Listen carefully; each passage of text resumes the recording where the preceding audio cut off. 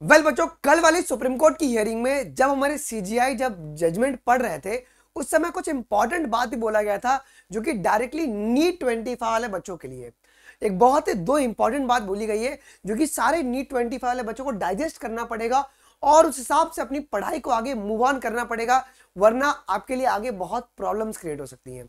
मैं आपका बिल्कुल भी समय वेस्ट नहीं करूंगा। दो वो इंपॉर्टेंट पॉइंट्स क्या क्या है जिनकी प्रॉपर एक्सप्लेनेशन भी यहाँ पे सीजीआई ने हमारी दी थी जी। देखिए, सबसे पहली बात क्या बोला उन्होंने कि देयर इज नो डाउट, किसी प्रकार का डाउट नहीं है कि नंबर ऑफ स्टूडेंट जो है ना वो इंक्रीज हुए हैं। देखो, नंबर ऑफ बच्चे बढ़े हुए हैं जिसकी वजह से आपका कट ऑफ बढ़ा हुआ है।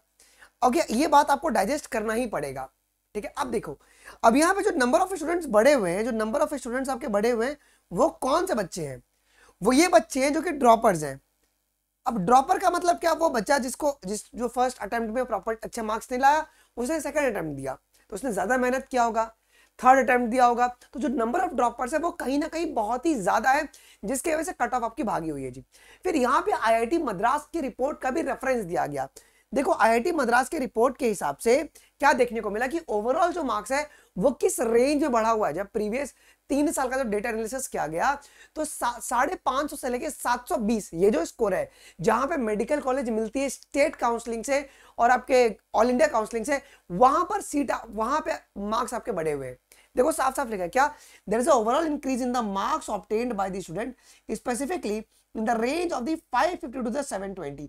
ये मेरा डेटा नहीं है, ये आपका आईआईटी मद्रास का रिपोर्ट है कि जो नंबर ऑफ मार्क्स है वो 550 से लेके 720 के बीच में आपका बढ़ा हुआ है जी। और यही रेंज में जो मैक्सिमम बच्चे ना वो ड्रॉपर्स भी होते हैं और यहाँ पे बहुत ही कम बच्चे जो ना वो फर्स्ट अटेम्प्ट वाले होते हैं जी। ठीक है, तो ये आपको बात डाइजेस्ट करना पड़ेगा। अब देखो, नीट 24 में जिसके स्कोर अभी देखो 550 आए होंगे या 580 आए होंगे, उनको तो कॉलेज मिलेगा नहीं। वो क्या करेगा? वो ड्रॉप लेगा, पक्का 101% कि वो ड्रॉप लेगा, अपने आप को और रिफाइन करेगा और वो नीट 25 का एग्जाम देगा।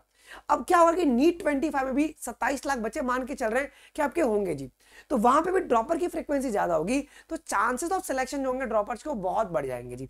देखो, मैं तुमको यहाँ पे जो ग्राफ है ना, उस ग्राफ में आप बड़े गौर से देखेंगे तो 23.2 के, 20 के, 12.7 और 2.3 के, ठीक है, टोटल अगर आप काउंट करोगे तो 50 के स्टूडेंट्स का यहाँ पे डेटा सामने आ रहा है, जो कि 550 से, अब ये यहाँ पे जो ग्राफ में उसका मैं कैलकुलेट करके बता रहा हूँ आपको जी। अब हमारे पास मेडिकल सीट्स कितने सरकारी?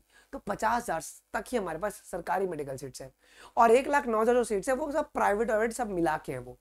तो आपको इस बात को डाइजेस्ट करना पड़ेगा क्या कि कुछ इंपॉर्टेंट चीज हमें करना है जी। सबसे पहली बात क्या है? हमें टारगेट एक सेट करना है कि 650 प्लस। अब किस कैटेगरी से बिलोंग करते हैं वो मैटर नहीं करता कि सर मैं तो ओबीसी हूं, मैं तो SC/ST, नहीं।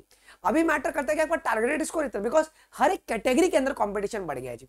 ठीक है, तो आपको अपना टारगेट स्कोर 650 रखना है जी। सबसे पहला प्रायोरिटी क्या कि दिसंबर तक अपना सिलेबस को कंप्लीट करवा लो। एक्सटेंड मत करो कि सर हम तो करेंगे जनवरी में, बैच तो फरवरी में खत्म होगा, नहीं। दिसंबर में एनी हाउ आपको अपना सिलेबस कंप्लीट कर लेना है और फोकस करना है ज्यादा से ज्यादा प्रैक्टिस। अब ये प्रैक्टिस तुम कैसे करोगे जी? आप यहाँ पे चैप्टर वाइज प्रैक्टिस सभी को करना है, हर एक चैप्टर का आपको प्रैक्टिस करके जाना है, जिससे कि आपको ये पता हो कि उस चैप्टर का मेरा वीक एरिया कौन सा है। ठीक है, फिर आपको पार्ट वाइज टेस्ट भी देना है। अब पार्ट वाइज का मतलब क्या? फिजिक्स का आप लोगों ने 2 चैप्टर उठाया, केमिस्ट्री का 2, बायोलॉजी का 2, उसको पार्ट वाइज टेस्ट कहते हैं। और फिर बाद में आप लोग यहाँ पे अक्टूबर से फुल सिलेबस देना शुरू कर दो जी। ओके, फुल सिलेबस भी आपको देना पड़ेगा, जिससे कि तुम कितने पानी में हो वो उसको तुम लोग यहाँ पे भाप पाओ। ये सबसे इंपॉर्टेंट फाइंडिंग है। और एक बड़ी इंपॉर्टेंट बात क्या है कि एनसीईआरटी पढ़ो। एनसीईआरटी के अलावा तुम कोई रेफरेंस किताब पढ़ रहे हो ना, तुम्हारा सिलेक्शन कभी नहीं हो सकता जी। अब एनसीईआरटी पढ़ना कैसे? बायोलॉजी का तो मैं बायोलॉजी पढ़ाता हूँ, तो मैं आपको बायोलॉजी का बताता हूँ। देखो, मैं क्या कराता हूँ, मैं तो एनसीईआरटी की रीडिंग ही बच्चों को लाइन बाय लाइन करवाता हूँ, दूसरे टीचर नहीं कराते, बट मैं करवाता हूँ। मैं क्या करता हूँ कि सबसे पहले देशी भाषा में कॉन्सेप्ट को क्लियर कर देता हूँ। फॉर एग्जाम्पल कार्पल, तो कार्पल क्या है, इसका इंपॉर्टेंस क्या है, फंक्शन क्या है, देसी भाषा में कॉन्सेप्ट पहले क्लियर करते हैं।